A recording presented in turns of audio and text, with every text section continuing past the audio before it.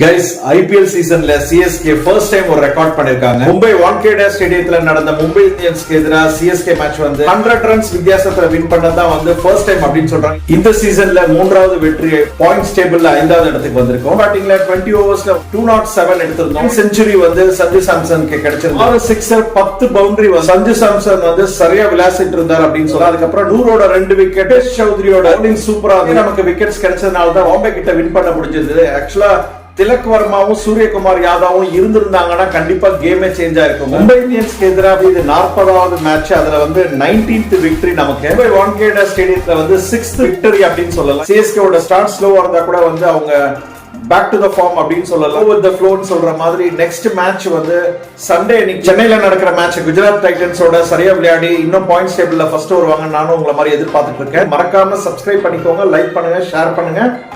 Signing off, Chennai Indian.